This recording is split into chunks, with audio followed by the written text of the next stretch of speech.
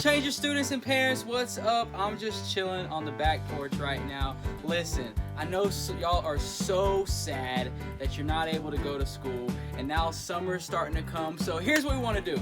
We wanted to start this service off by kind of making it a fun memory of school. So we're gonna play a little game. We're gonna play a game called Are You Smarter Than a Fifth Grader? Now, let me tell you how this game's designed. This game is designed to ask questions that have you thinking like, oh, I know the answer to that. Why can I not find the answer to that? And get you frustrated. But that's all fun, and a lot of them you'll probably actually know the answers to. But here's what we're gonna do. It's gonna be students versus parents. We're gonna ask questions 1st through 5th grade. Any 1st grade question is 1 point, 2nd grade question 2 points, all the way up to 5th grade being 5 points. So with that being said, here's how we're gonna keep score. At the end of the game, at the end of the service, you're gonna text me the score between you and your parents. We're gonna have segments of 10 different questions, and then we're gonna play a little short video so you can think about the answers, and then we're gonna come back and give you the answers. But you're gonna keep score right there in your living room, and at the end of service, text me the score between you and your parents, and I'm gonna get all the scores together, and we're gonna see who wins this week, parents or students. Let's play the game right now.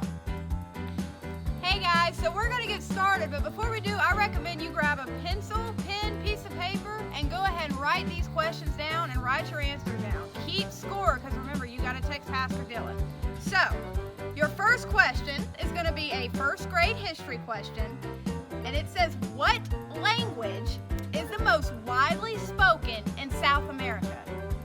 I'm honestly not even sure most people know what language is most widely spoken in North America, but we're not going to go there. So, what language is the most widely spoken in South America? Alright, question number 2. 2nd grade math. My favorite subject. 2 dozen kittens and 3 dozen puppies get adopted from the shelter. How many animals were adopted? All I know is someone just got themselves a lot of pets. So 2 dozen kittens and 3 dozen puppies get adopted from the shelter. How many were adopted? All right. Question number 3 is 4th grade science. What is the freezing temperature for water? Really cold. What is the freezing temperature for water? All right, let's go on to our next one. Back to 1st grade. We're in geography now. 1st grade geography question. In which country are the famous pyramids of Giza? I hope I said that right. Probably not. 1st grade geography. In which country are the famous pyramids of Giza? All right, we're on to number 5. We are in 3rd grade math. So, if a shopping cart contains 1 apple, 2 bananas, 3 oranges, and 4 hot dogs, what percent of the cart's total content is fruit? So we got a shopping cart contains 1 apple, 2 bananas, 3 oranges, and 4 hot dogs. What percent of the cart's total content is fruit? All right.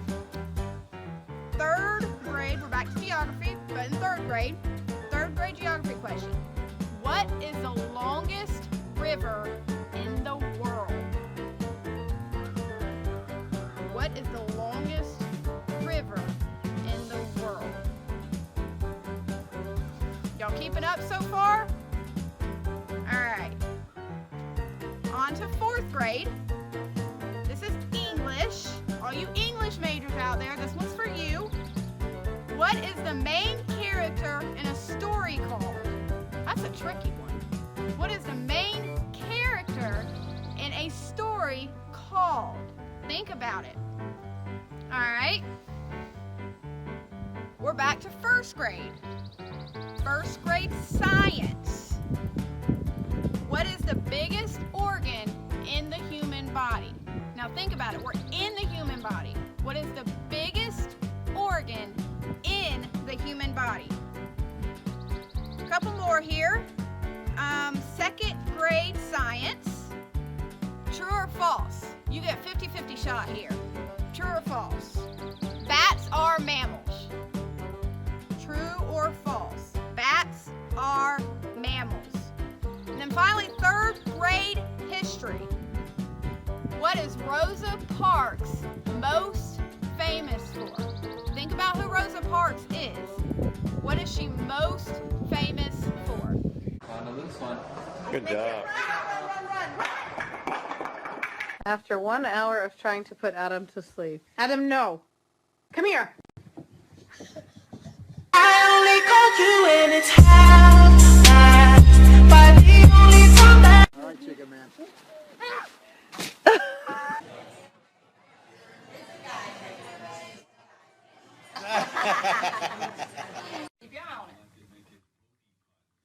Pay attention.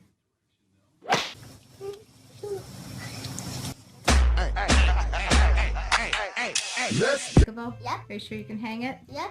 All right. Sure. Be careful.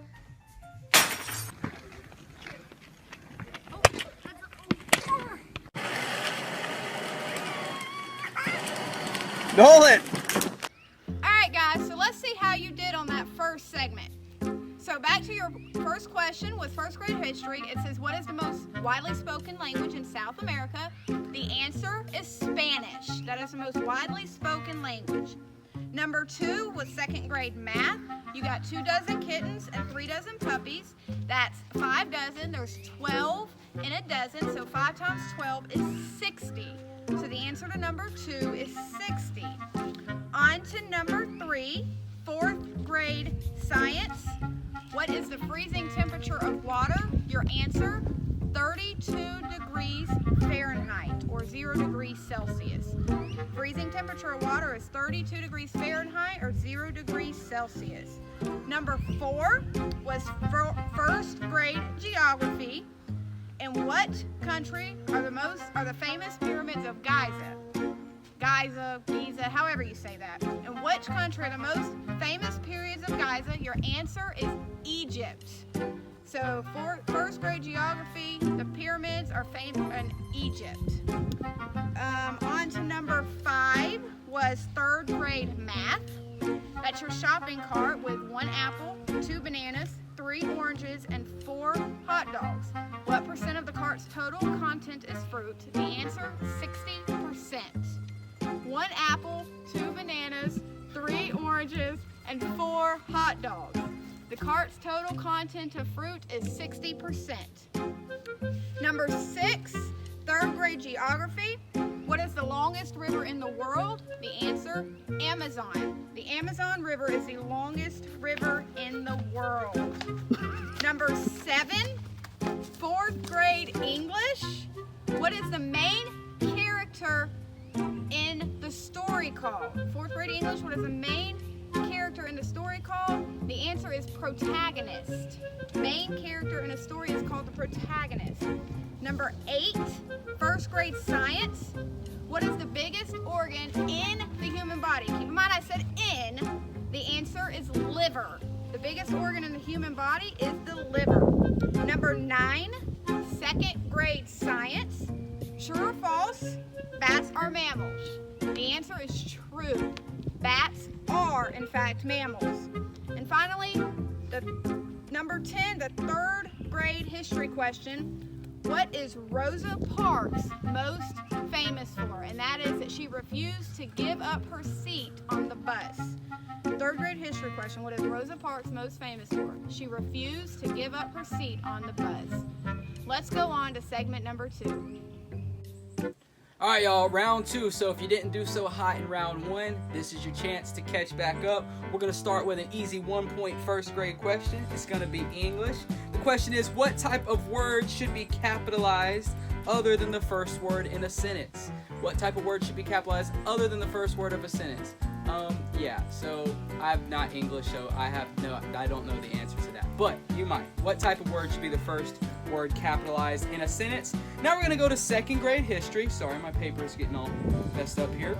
It says, which war was fought between the North and the South regions of the United States? No, it is not the North and South War. I don't even think that's a thing. But which war was fought between the North and South regions of the United States?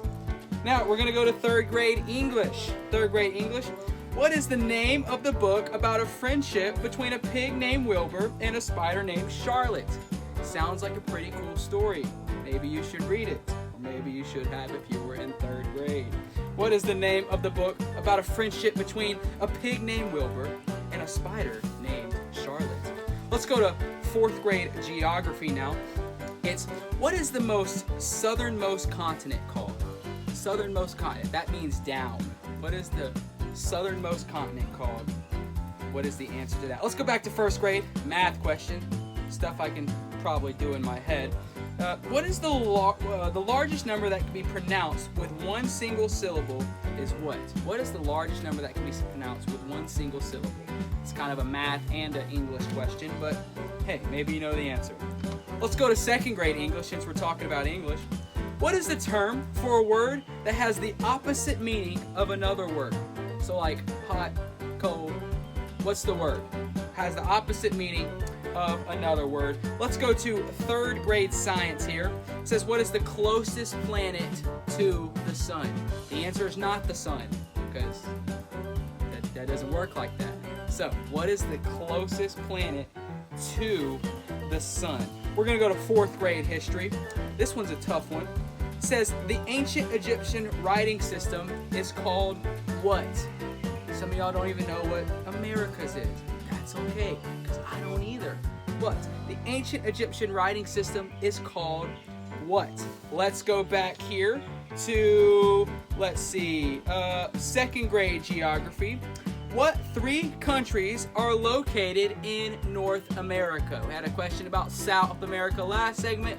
What 3 countries are located in North America? And I think we have one more here, and it's going to be a fourth grade math, and it is, you have 20 pairs of shoes, but you only have room for 8 shoes in your closet. How many shoes will not be in your closet? Pay attention to the wording there. You have 20 pairs of shoes, but you only have room in your closet for 8 shoes. How many shoes will not be in your closet? Now, watch this video, and when we get done, we'll give you the answers.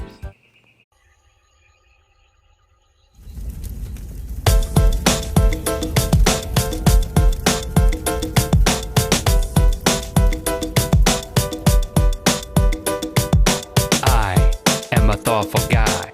I think about a lot of things.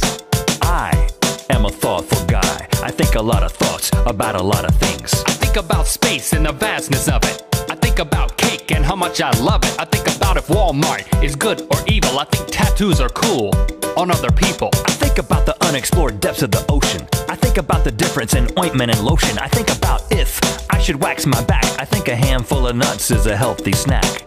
I am a thoughtful guy. Right now I'm thinking about the millions of microorganisms living on my body. It's like I'm a mothership, a 100% male mothership. I think about how I could get on the local news if I strolled into a McDonald's and stripped down nude. I think about a hot dog while I'm eating it, but then I pause because I'm thinking about its ingredients. I think about the first guy who ever shaved, and how many times did he shave before the second guy caved? Think about if a friend were choking on ice. Just be patient would be the best advice. Think about that moment when I'm drifting off to sleep, and then my body jerks and I'm falling suddenly. I wonder if that's a defense mechanism for something, like when you're sleeping on a cliff, or just top bunking. Sometimes I think how old guys like to whittle, and how if I start now and just whittle a little, my whittling skills will hone before I get old, and I'll pwn all my friends at the retirement home. I think of all the places that a penny's been, like seriously, think of all the places that a penny's been in. It could have been in the pocket of the president's suit, but it's probably also been in some toddler's poop. Cause little kids eat pennies like they're Flintstone vitamins, accruing no interest while traveling inside of them. Re-entry circulation might boost the economy, but I'd rather not pee with a penny that's performed a colonoscopy. I think that our universe is really one of many, with many parallel me's stretching to infinity, doing activities similarly to me, yet at the same time done slightly differently. And seemingly, right now, they could be thinking this same thought as me. Well, a similar thought, but not the same thought exactly. That's pretty deep. I am a thoughtful guy. Right now I'm thinking about the people who invented words. Did they just look at stuff and say the first thing that came to their minds? And if so, how do you explain duffel bag? I think, how do I know that you and me see the same colors the same way when you and me see? Is my red blue for you or my green your green too? Could it be true we see differing hues and say we do? Then how would we discover this fact? And even if we did, would there be any impact? I don't think this would affect us personally, but I think it would have ripple effects throughout the interior design industry. Think about if I was turned into an ant. I want my loved ones to know, so I thought of a plan. I gather twigs and leaves and write my name on the ground. Then I'd wait for my family and friends to crowd around. But now I'm thinking that when they saw it, they think the human me wrote it and an ant was crawling on it. Then not realizing the ant me was really the real me. In a strange twist of fate, I think they'd probably kill me. I am a thoughtful guy. I am a thoughtful guy. And right now I'm thinking about what if I was abducted by aliens while I had a really bad farmer's tan. The aliens might incorrectly conclude that our species was two-toned. That's exactly what I thought. And then somehow, through this error, my tan line saved the human race. I like that thought. Yeah, I think a lot of thoughts like that. Me too. All right, here we go. Time for those answers. The first one was an English question. What type of word should be capitalized in a sentence other than the first word? The answer is proper noun. Proper noun. So, second grade history. Which war was fought between North and South region of the United States? That one is the Civil War. The Civil War, not the North-South War. The Civil War.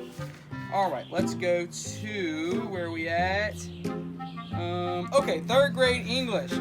What is the name of the book about a friendship between a pig named Wilbur and a spider named Charlotte? The answer is Charlotte's Web. Charlotte's Web. I heard it was a really good story. I wouldn't know though, because I don't read. Fourth grade geography. What is the southernmost continent called?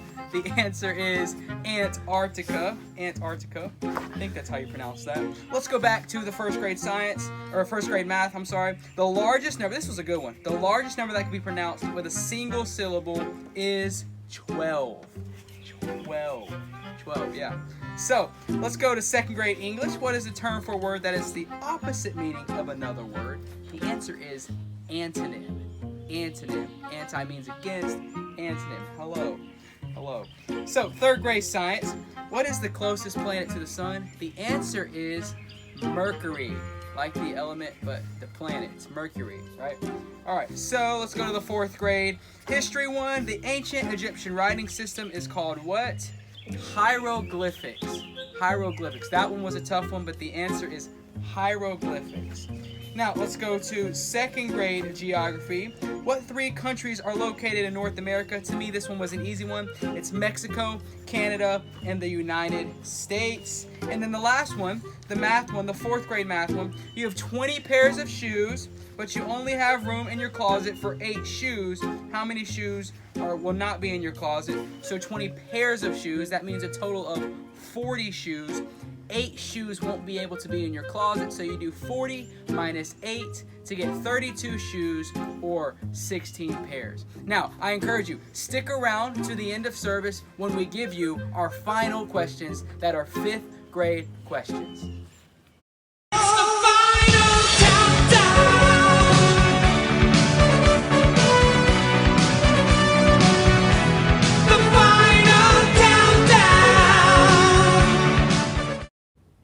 I want you to go on a journey with me. Close your eyes. Picture that thing in life that you want more than anything, that goal that you're trying to reach, that place that you're trying to get to. No, I'm not talking about waking up and eating your breakfast in the morning or trying to pass that math test. More like that thing that really gets you going. If you could have one thing in your life, what would that thing be?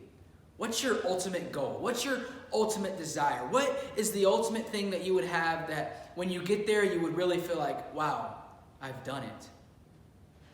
Now you can open your eyes. See, what's really interesting is that the thing that you thought of is probably a lot different than the thing that I thought of. But if this is true, and I believe that it is, then we run into a problem. You see, because a lot of people say that God gives us the desires of our heart. God gives us the goals and dreams that we have, that He created us individually with all wanting to accomplish different things. But those same people also say that there's only one way to have joy, one true way to live in joy. And so we have a problem, and that's if your dreams and desires and goals are different than my dreams and desires and goals, then how can we both live in joy?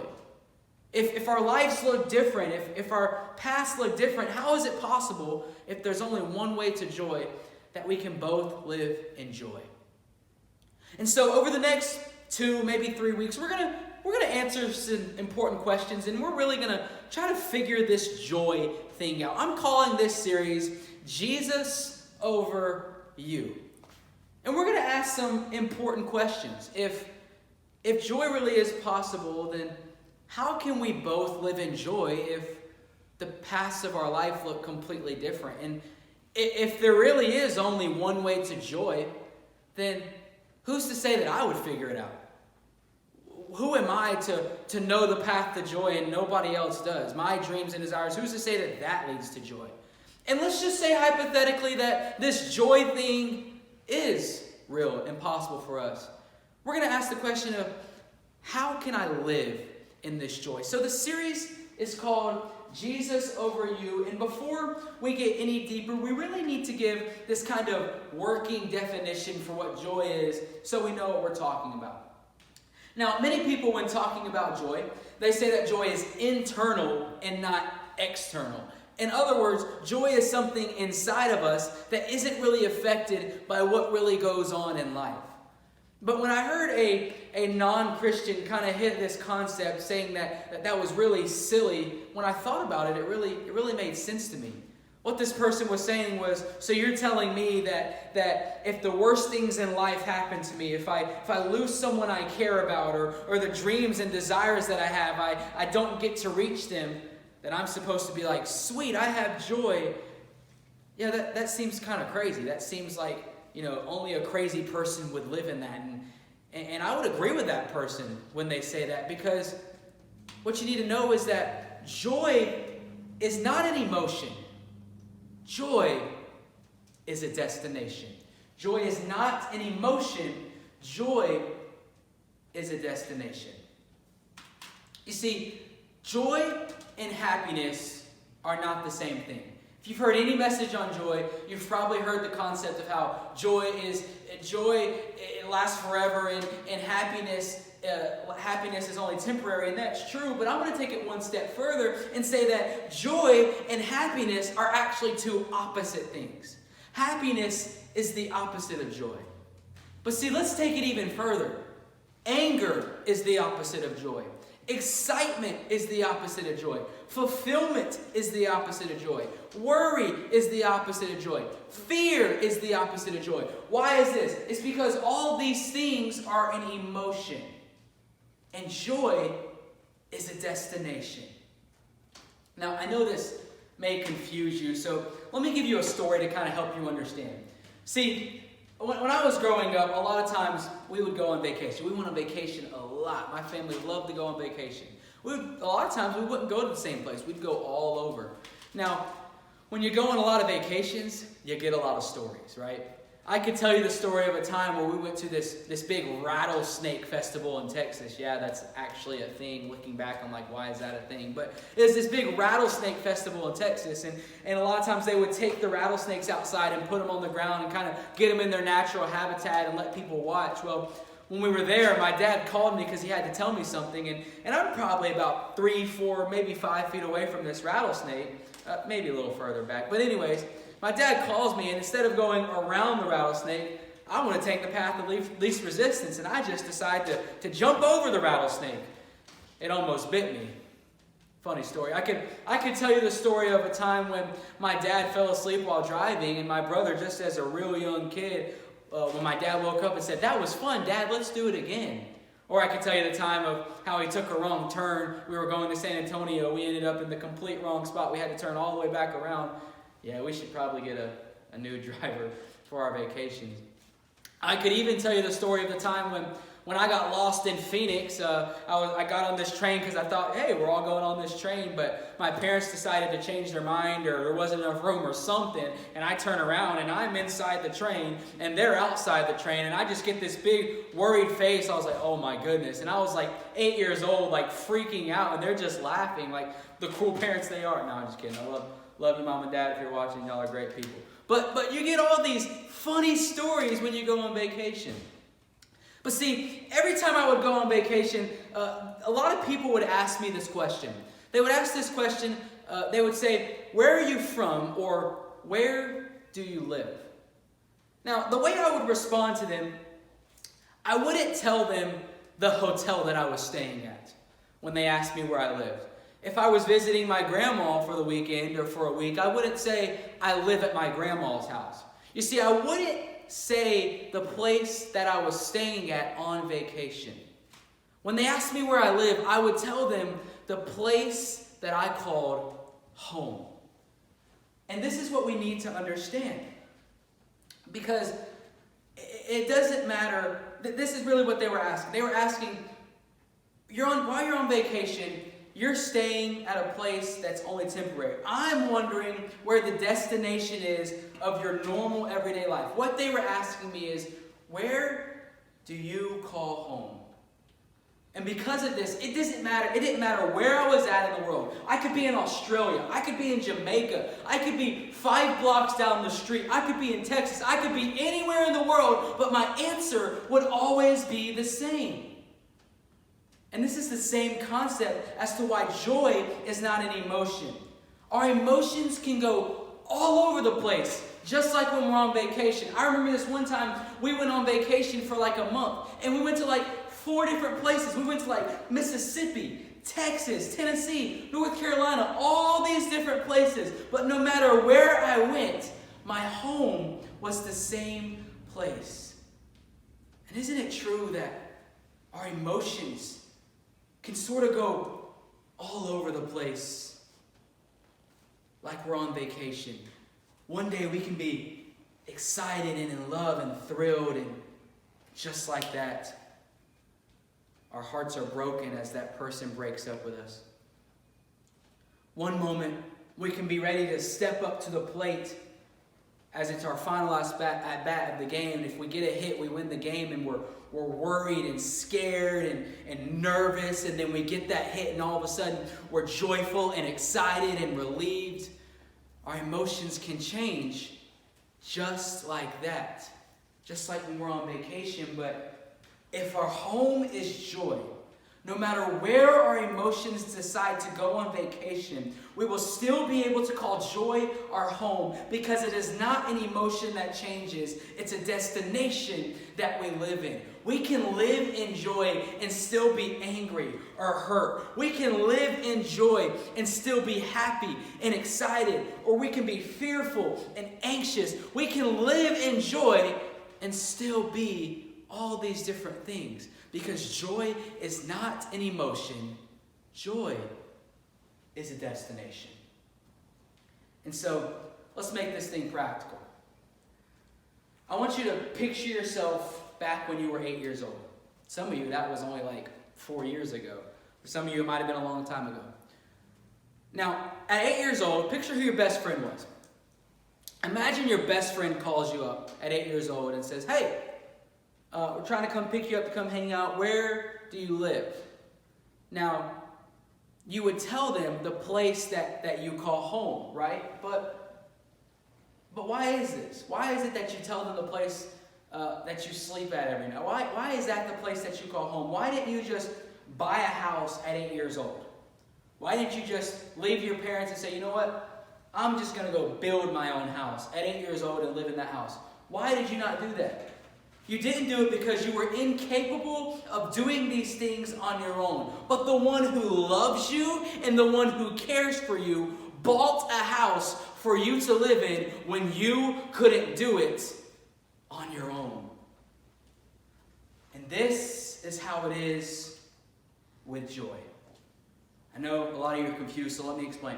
Joy is a destination or a home that we live in that isn't affected by the emotions that we feel. But the crazy thing is that this joy is not something that we could get on our own. But see, the one who loves us and the one who cares for us bought that joy for us because we couldn't do it on our own.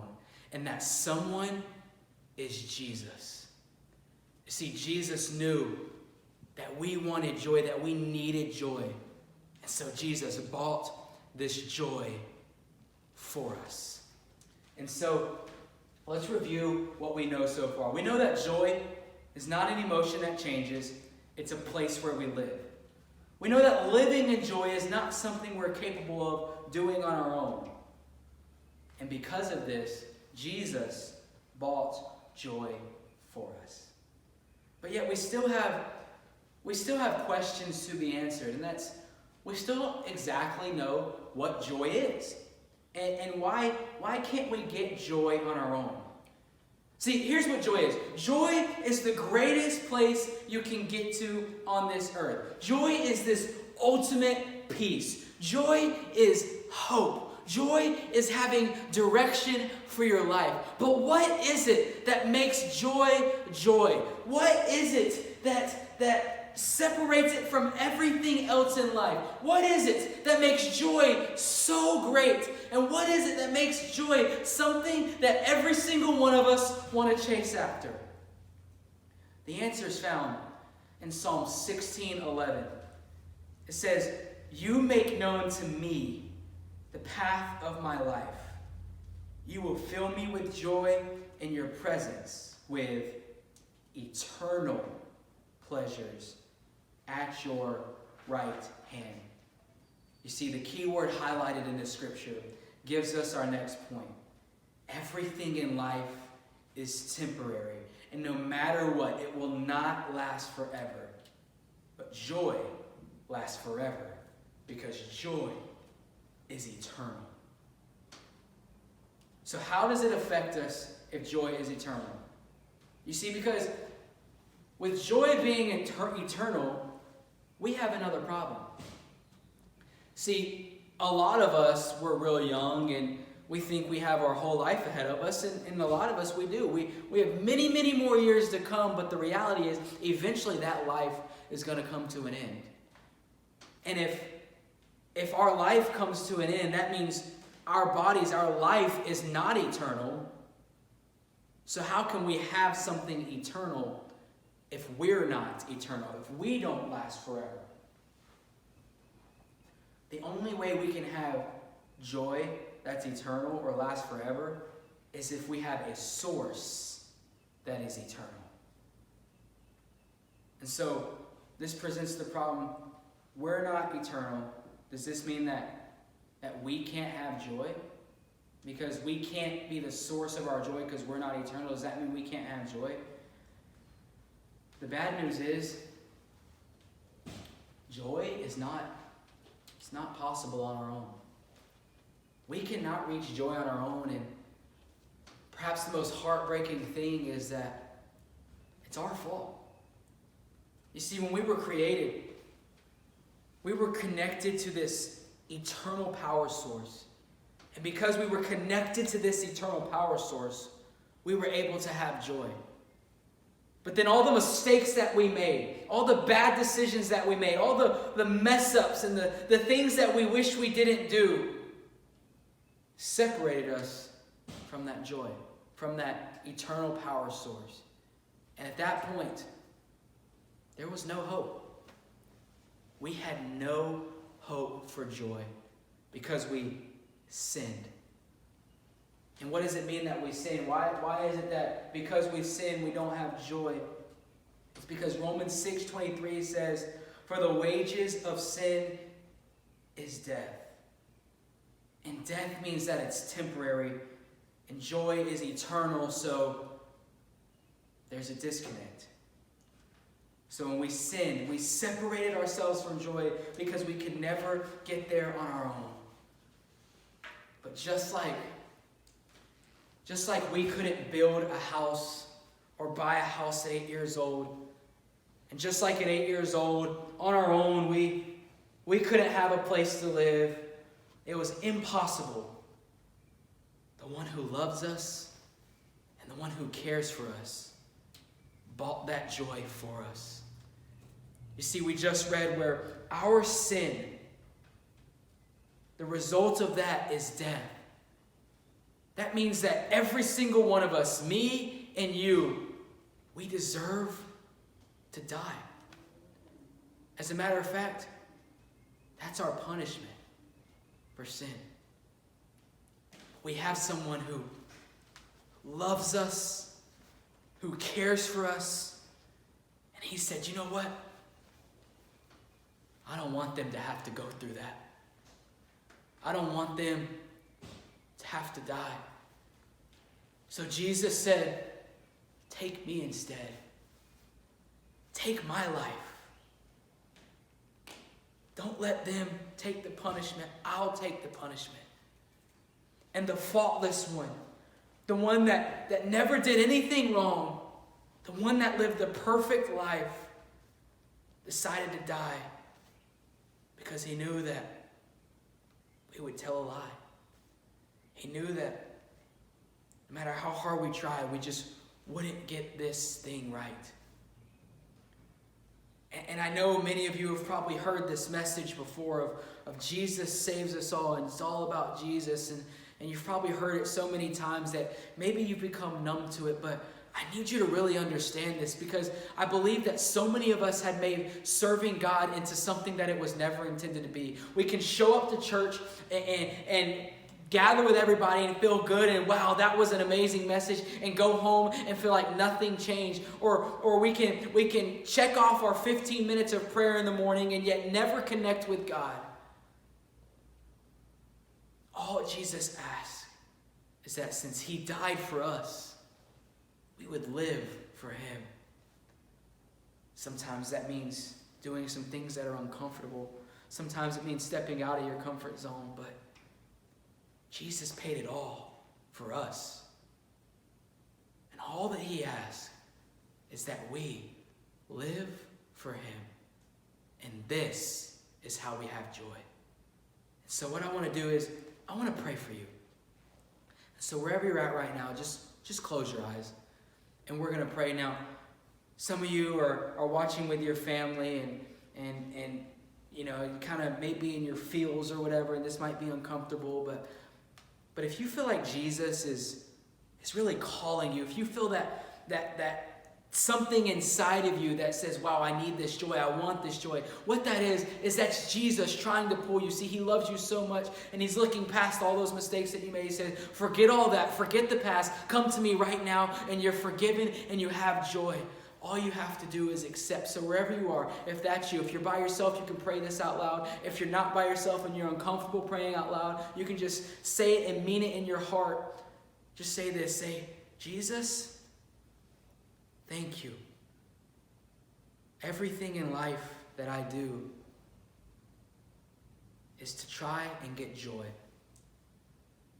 But God, now I know that I can't have joy on my own. But God, you bought it for me when I wasn't able. Jesus, I ask, let me live for you. Help me live for you. Forgive me of the mistakes that I made. I accept the price that you paid for my sin. Forgive me of my sin. Help me to live for you because you died for me. It's in your name we pray. Amen. Now the rest is simple. Just live a life that honors God. And that is how you have joy. But we want to know. We want to know what God's doing in your life.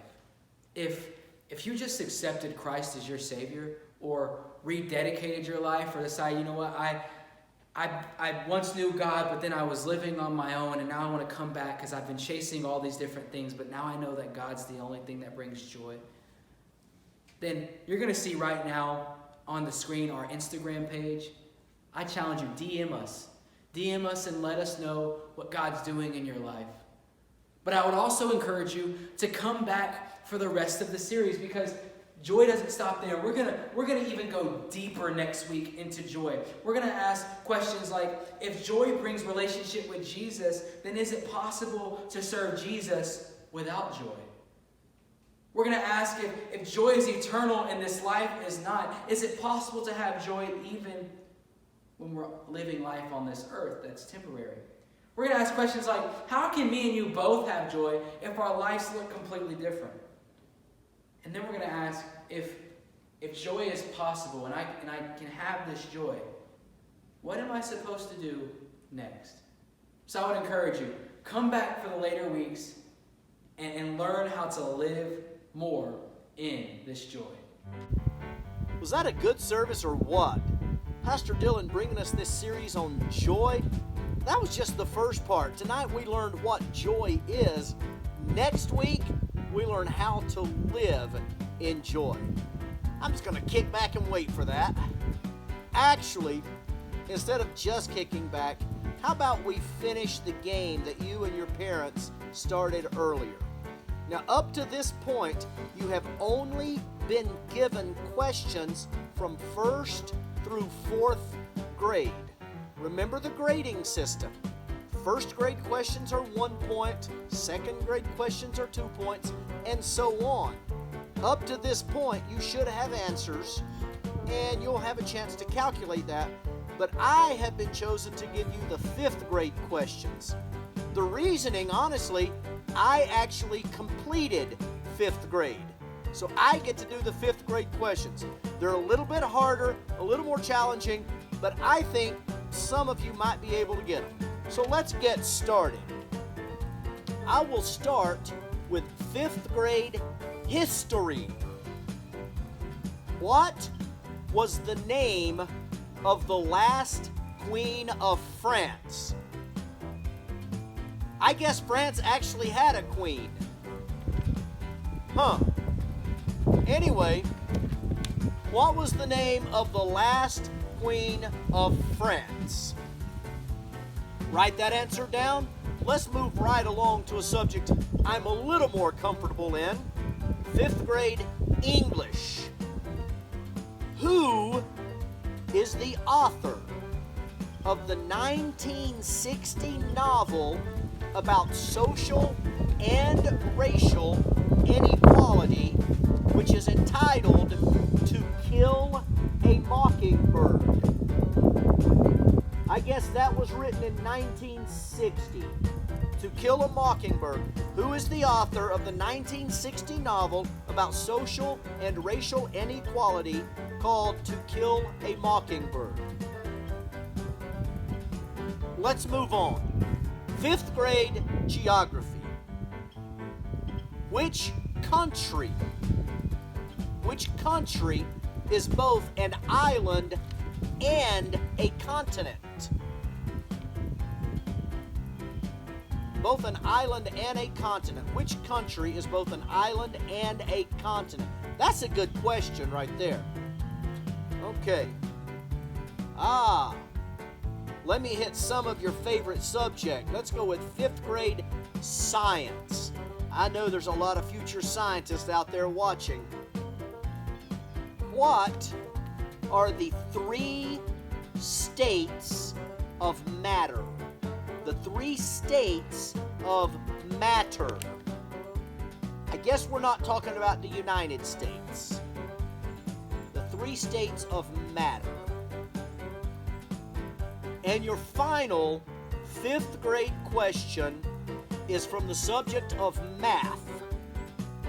Pay attention, because I'm only going to read this a few times. A father has 7 daughters and $100. He wants to divide his money evenly among his daughters, How much money will each daughter have if they all have an equal dollar amount with no change? So understand what we're asking. We're looking for whole dollars. If there's any change left over, ignore it. So let me ask it again. A father has 7 daughters and $100. He wants to divide his money evenly among his daughters.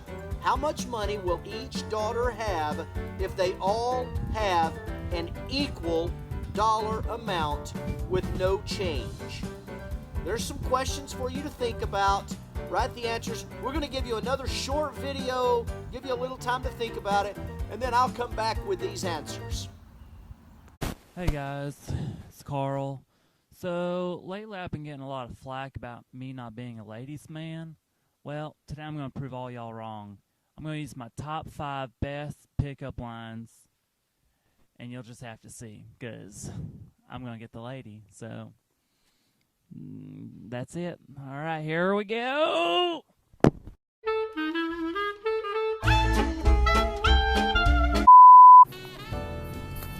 So I was reading the book of Numbers the other day and realized I didn't have yours.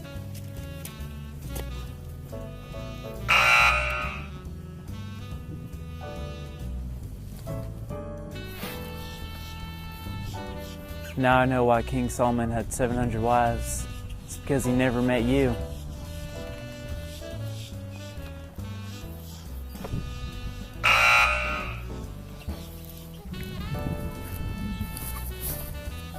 So is that a mirror in your Bible? Because I see you reflecting Christ.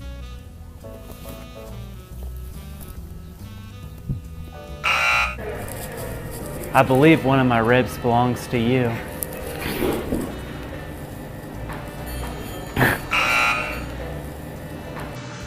Hey girl, what are you doing the rest of your afterlife?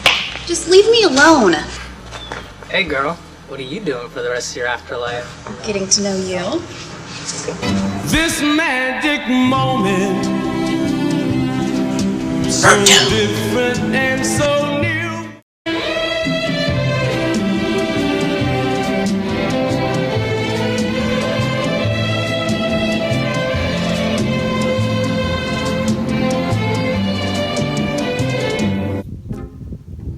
Oh, hey, video's over.